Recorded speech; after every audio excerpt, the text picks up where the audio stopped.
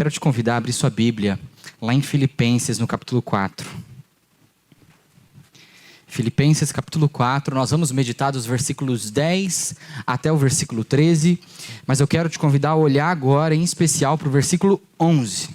Então, abre aí em Filipenses 4, verso 11. Estou colocando o texto aqui para nós, na Nova Almeida Atualizada. Vamos ler junto? Lê comigo, sentado como você está, o texto que está aqui. Vamos ler junto. Diz assim: digo isto não porque esteja necessitado, porque aprendi a viver contente em toda e qualquer situação. Amém? Baixe sua cabeça mais uma vez, vamos orar. Senhor nosso Deus, nosso Pai, nós te agradecemos, ó Pai, pela tua graça, pela tua misericórdia que nos alcança. E nós te louvamos pela tua palavra, porque a tua palavra ela é viva, eficaz, ela trabalha e edifica os nossos corações, ó Pai, para que possamos nos conformar à tua vontade dia após dia. Que o Senhor possa falar conosco nessa noite e o Senhor possa fazer isso apesar de mim. Em nome de Jesus. Amém. Amém. Irmãos, quero começar a fazer uma acusação. E a acusação é que eu acho que nós vivemos num mundo descontente. Você concorda comigo? Nós vivemos num mundo que é um mundo descontente. É um mundo que nunca está feliz com nada. O mundo, as pessoas nunca estão bem com aquilo que elas têm, né? Nunca estão satisfeitas com a situação em que vivem, com as coisas que possuem, com a família que têm, né? O mundo é assim. Ninguém está feliz, ninguém está contente. A cultura do consumismo que nós vivemos ajuda isso, né? As empresas, elas querem sempre criar novos produtos para que as pessoas possam consumir e dessa forma girar essa economia. Lógico que girar a economia seria um propósito bonito, mas não é esse o propósito. O propósito é ganhar dinheiro, né? É enriquecer. Mas isso ajuda, entre muitas aspas, esse descontentamento em que as pessoas vivem hoje em dia, né? As comparações que existem dentro das redes sociais também são outro fator. Hoje em dia, a gente usa redes sociais não para simplesmente nos conectar com outras pessoas. Nós não usamos para isso. Seria bom se nós usássemos, né? Mas nós usamos muitas vezes as redes sociais para ver a vida dos outros. Para poder olhar e ver assim, aquela pessoa está com aquele carro. Eu confesso que eu já fiz isso, olhando por foto, que não dá nem para você ver, mas você pega e tenta identificar ali. Que carro que é esse, né, que essa pessoa está dentro? Porque nós usamos para isso as redes sociais. Para se comparar, e atrapalha, né? Porque faz com que a gente olhe para a grama do vizinho e nunca esteja satisfeito com o próprio jardim, né? Porque a grama do vizinho é sempre mais verde, né? Nossa busca incessante por novidades. Nós sempre queremos algo novo, sempre queremos algo melhor. Nós nos cansamos muito rapidamente da vida como ela é. Isso tudo auxilia a nós nos tornarmos pessoas descontentes. Sempre queremos mais, nunca estamos satisfeitos com nada. Estamos sempre em busca de algo que vai nos satisfazer, que vai nos preencher de alguma forma, né? A realidade é que nós estamos sempre à procura de contentamento. Nós estamos em busca disso. E essa é uma busca muito antiga. Tão antiga quanto a própria humanidade, né? A humanidade sempre busca se perguntar isso. Onde está o contentamento? Qual é a origem? Qual é a fonte? Qual é o segredo do contentamento? Né? Filósofos, religiosos, pensadores de diversas culturas já têm explorado esse tema, cada um oferecendo a sua própria perspectiva, né? Mas a realidade é que nós buscamos por contentamento. E essa busca parece ser a solução a um vazio remanescente que existe em nós. Existe um vazio que as coisas passam, os bens vêm e vão e esse vazio permanece, né? A gente conquista mais, a gente constrói mais, mas fica um vazio lá. E a gente tenta preencher com muitas coisas, com bens, com ativos, com passivos, com casas, com apartamentos, com carros. A gente tenta preencher. Com tecnologias e computadores e celulares e tudo que a gente pode imaginar para tentar preencher um vazio que existe dentro de nós. Mas nada disso parece dar conta do recado. Porque sempre que nós alcançamos algo que nós almejamos, surge uma nova ambição, né? Sempre que você chega lá, parece que tem um novo lá, né? E o lá que você achava que você chegou não é tão belo quanto você pensava. A vida é assim, parece, né? Isso acontece de forma cíclica conosco, não acontece? A gente coloca objetivos e objetivos e objetivos.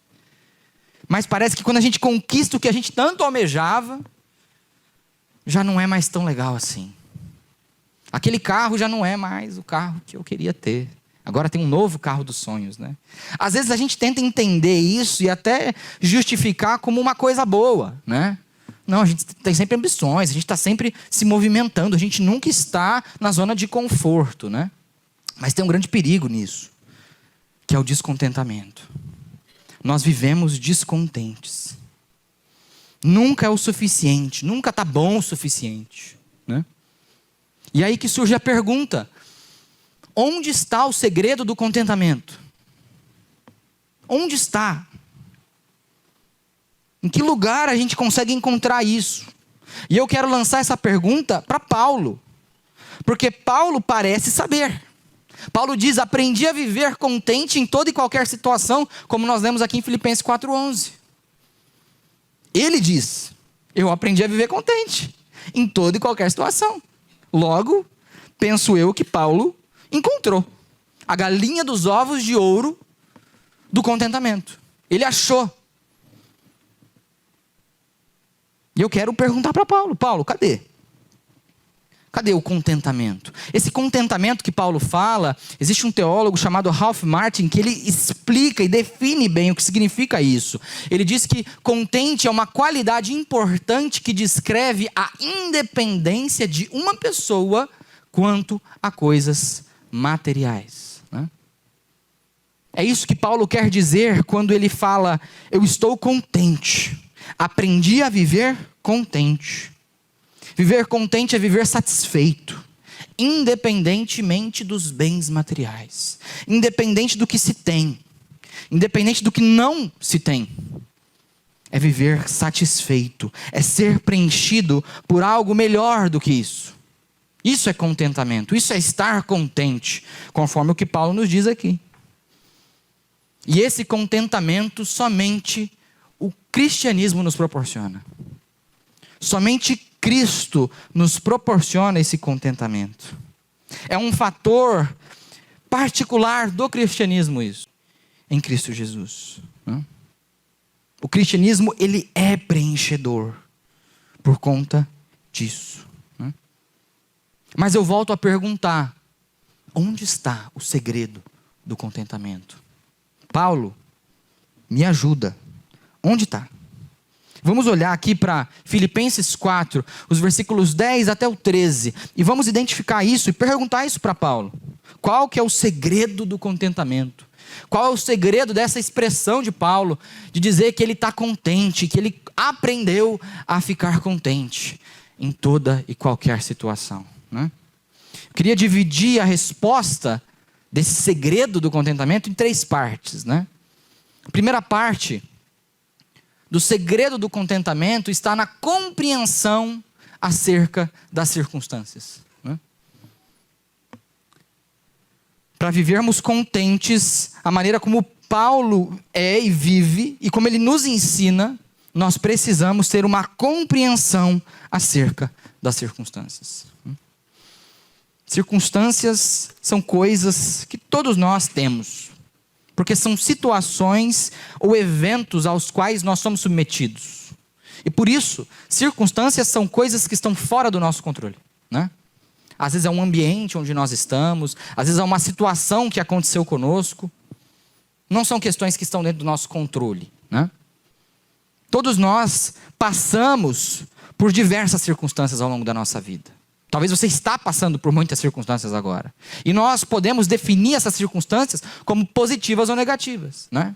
Existem momentos onde a gente vive circunstâncias muito positivas. Parece uma onda de coisa boa acontecendo, né? As coisas vão bem, o dólar baixa, né? O mercado, as coisas ficam mais baratas, tem promoção o tempo todo, né? Aí é bom, a coisa aí é boa, são circunstâncias boas, né?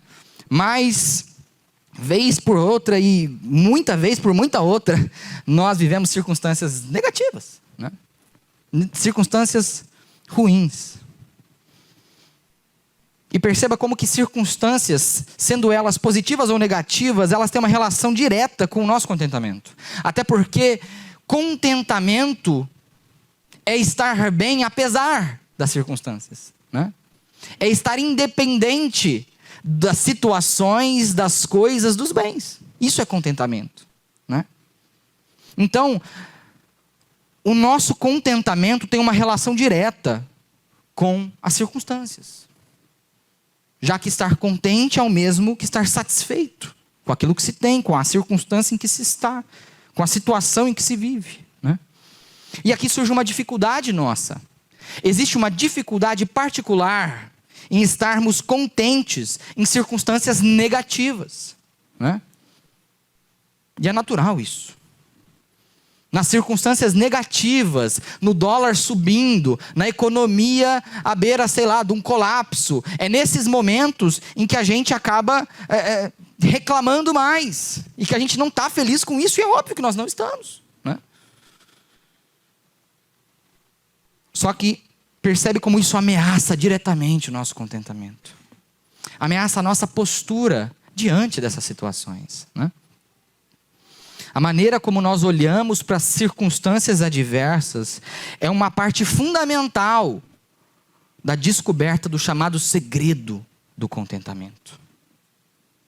A maneira como nós olhamos, a maneira como nós compreendemos as circunstâncias da vida. É parte importantíssima do segredo do contentamento. Nós precisamos da compreensão de que situações negativas podem ter finalidades positivas. Nós precisamos dessa compreensão. Nós precisamos ter esse entendimento. Situações negativas podem ter finalidades positivas, né? Como que situações negativas podem ter finalidades positivas, você me pergunta? É naturalmente contraintuitivo pensar isso, né? Como que a gente pode tirar algo bom de uma coisa ruim, né? Como que pode sair uma coisa boa de uma experiência ruim? Mas acredita em mim, acredita na Bíblia. Porque Deus trabalha assim. Deus trabalha tirando coisas boas de experiências ruins. Ensinando lições preciosas de situações, às vezes até traumatizantes. Deus trabalha assim. Ele trabalha dessa forma. Deus nos ensina a perseverança através das provações. Está lá em Tiago capítulo 1, se você não se lembra. Tiago capítulo 1, versículo 3 diz que sabendo que a provação da fé que vocês têm produz perseverança, né? Deus ensina através de situações e circunstâncias negativas. E Ele ensina coisas positivas. Ele ensina perseverança. O autor da carta aos Hebreus também fala isso lá em Hebreus 12, versículo 6. E quando ele menciona isso, ele está fazendo menção a antigos provérbios que o povo hebreu conhecia. Isso é mencionado lá em Jó, capítulo 5, verso 17. Quando o autor aqui diz que o Senhor corrige a quem ama e castiga todo filho quem aceita, né? Ele está mencionando algo que foi dito lá pelos sábios, amigos de Jó, pela sabedoria popular que eles tinham naquela época. Ele está mencionando Provérbios, capítulo 3 também, né? Porque Deus trabalha assim. Ele corrige, ele disciplina ao filho que ele ama, né? Então veja, existem coisas boas, porque Deus disciplina a fim de que nós possamos melhorar. Não é para que a gente possa emburrar e se afastar. Não é para isso. Existem coisas boas que podem sair de circunstâncias negativas. E essa é a mesma realidade que a gente consegue ver Paulo aqui em Filipenses 4. Versículo 12, ele diz: eu sei o que é passar necessidade e sei também o que é ter em abundância. Aprendi o segredo de toda e qualquer circunstância. Parece até poema, né? De toda e qualquer circunstância. Tanto de estar alimentado, como de ter fome. Tanto de ter em abundância, como de passar necessidade. Né? Ele aprendeu o segredo. Veja, Paulo experimentou circunstâncias positivas e negativas. E isso foi parte importante para ensinar ele a estar contente em toda e qualquer situação. Né? Deus, ele pode usar situações negativas na sua e na minha vida para nos ensinar coisas boas. E para nos ensinar que nós não precisamos de coisas, mas nós precisamos de Deus. Né? Deus pode e Ele age dessa forma. E para isso nós precisamos desenvolver essa compreensão. Uma compreensão acerca das circunstâncias. Uma compreensão de que Deus pode usar situações negativas para nos ensinar coisas positivas. Para nos ensinar preciosas lições. Né? Parte do segredo do contentamento está nisso. Está na nossa compreensão acerca das circunstâncias. Né? Uma outra parte desse segredo está na nossa confiança na soberania dele. Na nossa confiança na soberania de Deus. Nós cremos num Deus soberano. Amém? Amém?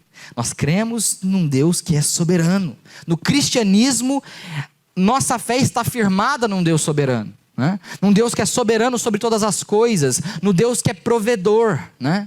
No Deus que sustenta todas as coisas pela sua palavra poderosa, num Deus que lá no princípio, simplesmente pelo poder de sua palavra, fez com que tudo que existe começasse a existir.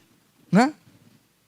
Esse é o Deus soberano que nós acreditamos. É o Deus que na pessoa do seu Filho, lá em Lucas 8, 22, ordenou a tempestade, que ela se acalmasse e o mar se acalmou. Né? É o Deus que lá em Jonas ordenou que a tempestade iniciasse, e a tempestade iniciou. É o Deus que ordenou aquele peixe lá para Jonas, viu? Ele é soberano sobre todas as coisas, sobre tudo que existe. Ele é o Deus que comanda as nações ao seu favor, para fazer o que Ele quer. Nações que não querem nada com ele, entende? Porque ele é soberano. Deus usou os filisteus para punir os israelitas, para cumprir o propósito dele, né? Ele usou quem mais? Ele usou os assírios, ele usou os babilônios, ele usou os romanos, ele usou os persas. Ele usou muitas e muitas nações para cumprir os seus propósitos. Por quê? Porque ele é soberano.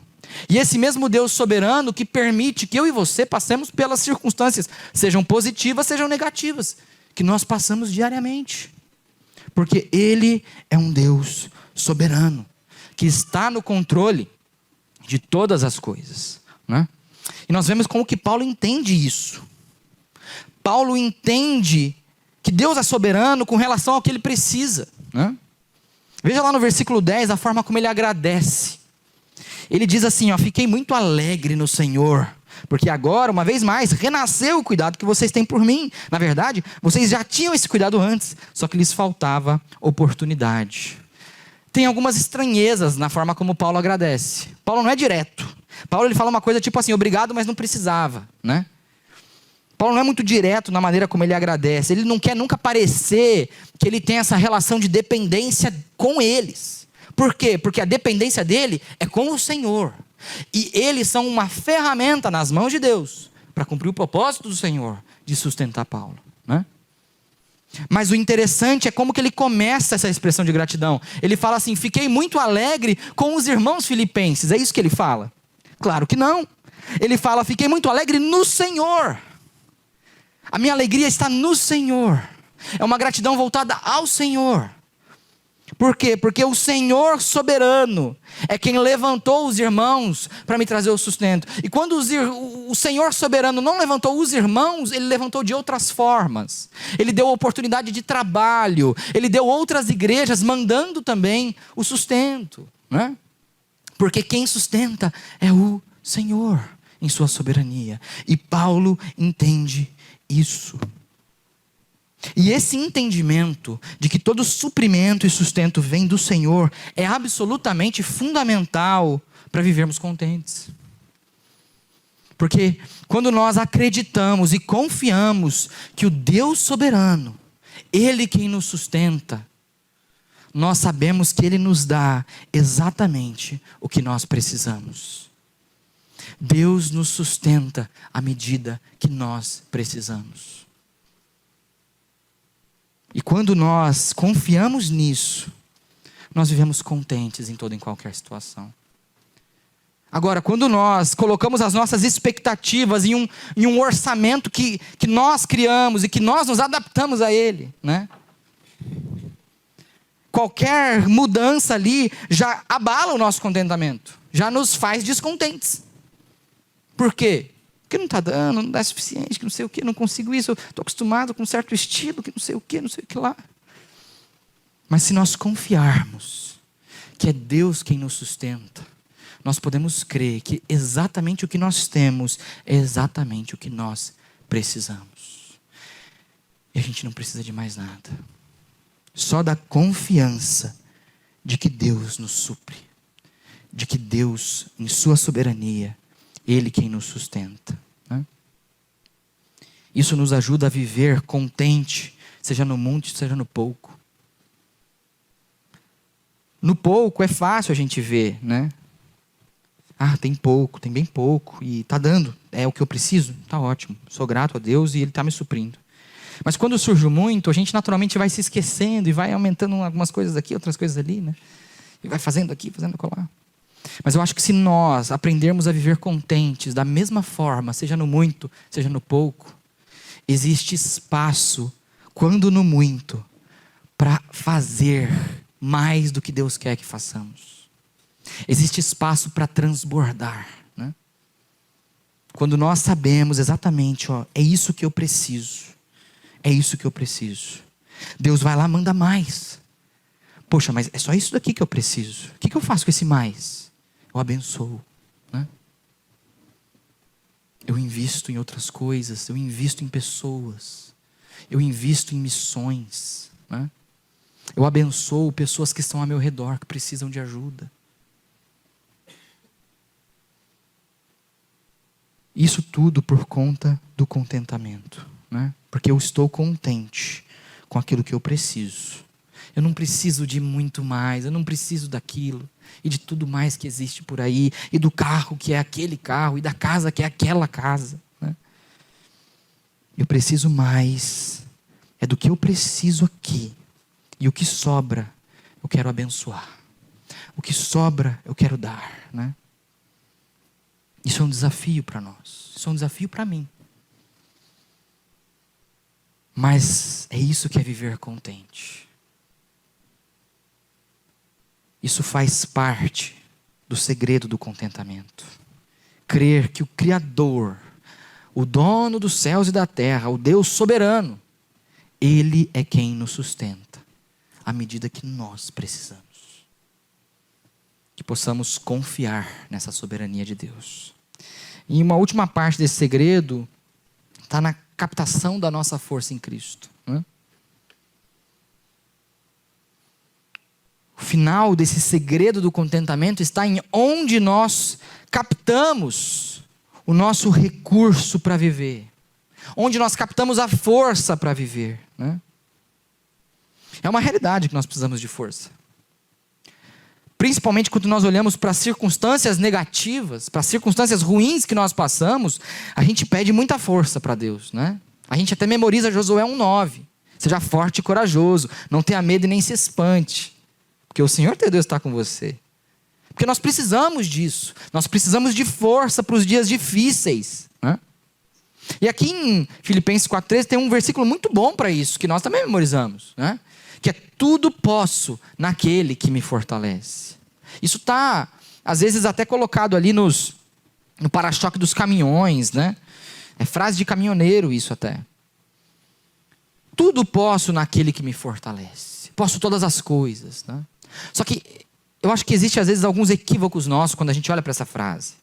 A gente olha para o tudo posso naquele que me fortalece, a gente pensa no tudo posso naquele que me fortalece. A gente muitas vezes pensa assim, a gente está pensando no tudo que eu posso, né? Naquele que me fortalece. A gente lê dessa forma. Tudo posso naquele que me fortalece. Só que não é assim. Nossa ênfase não deve estar no tudo que nós podemos, mas sim naquele que é a nossa força, né? Porque quando ele fala que tudo posso, ele não diz que tudo você pode conquistar. Não é isso que ele quer dizer. A gente já viu pelo contexto aqui. Não é que tudo você pode ter, tudo você pode comprar, tudo você pode conquistar, tudo você pode receber. Não é isso. É todo tipo de dificuldade você pode passar. Por quê? Porque você está naquele que te fortalece. Você está em Cristo, que é fonte da força. Então a ênfase não deve estar no tudo posso, mas sim naquele que nos fortalece, né? E a gente também não pode simplesmente cair no erro de buscar força só quando nós estamos fracos, só quando nós estamos na dificuldade, né? Porque aí naturalmente nos dias bons a gente se afasta. A gente fala, não estou precisando agora, não estou precisando de oração, não estou precisando de força. Está tudo bem, está tudo correndo bem, né? Mas o que Paulo está falando, tudo posso naquele que me fortalece. Ele estava dizendo antes que ele sabe o quê? Ele sabe o que é passar por abundância e por dificuldade. Ele sabe o que é ter fome e ter fartura. Ele sabe o que é ser honrado e humilhado. Entretanto, tudo, seja na abundância, seja na falta, seja na fome, seja na fartura, tudo eu posso naquele que me fortalece. Eu posso passar pelo pouco e eu devo passar pelo muito naquele que me fortalece. Cristo como fonte de força, como sendo aquele aonde nós captamos a nossa força, ele precisa ser a constante. Nos dias bons e nos dias ruins. Ele precisa ser a constante no tempo de abundância e no tempo de fartura. E no tempo de falta e no tempo de fome. Ele precisa ser a constante, né? Aí está o segredo do contentamento. Porque nós precisamos viver contentes, seja no dia da abundância, como seja no dia da falta. Nós precisamos viver contentes naquele que nos fortalece. Porque o segredo do contentamento não está em algo que nós podemos comprar, não está num curso no qual nós investimos o nosso dinheiro e nosso tempo, não está num tesouro escondido por aí no fundo do mar ou no Monte Everest. Não é lá que está o segredo do contentamento. O segredo do contentamento está numa pessoa, que é na pessoa de Cristo Jesus. É nele que está o segredo. É nele que nós precisamos captar as nossas forças. Nos dias bons, nos dias maus. Quando nós temos muito e quando nós não temos nada. Nós conseguimos passar pelos dois, naquele que nos fortalece. Nós precisamos compreender isso. Nós precisamos confiar nisso. Nós podemos passar por toda e qualquer situação naquele que nos fortalece. É isso que nos preenche num mundo repleto de vazios. Num mundo onde, por mais que você busque, por mais que você conquiste, por mais que você construa, haverá um vazio remanescente. A única coisa que vai preencher esse vazio é entender que você precisa de Cristo. É entender o segredo do contentamento, né? Nós precisamos da compreensão acerca das circunstâncias. Que Deus usa situações ruins para nos trazer lições preciosas. Nós precisamos da confiança na soberania de Deus. Porque Ele é o dono de tudo. E é dele que vem o nosso sustento. independente do que você faz. Independente se você vende algo, se você trabalha para alguém, se você vende o seu próprio produto, independente disso, é dele quem vem o seu sustento. Né? E nós precisamos captar as nossas forças em Cristo. Porque o segredo do contentamento não está perdido por aí, na cidade americana. Mas ele está na pessoa de Cristo Jesus. Você crê nisso? Amém?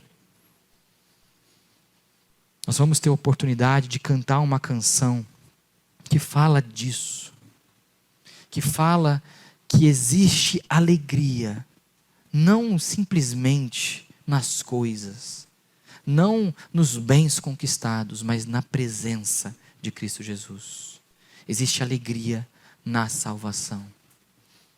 E como diz o autor do hino, se paz a mais doce me deres gozar, se dor a mais forte sofrer, ó seja o que for, tu me fazes saber que feliz com Jesus sempre sou.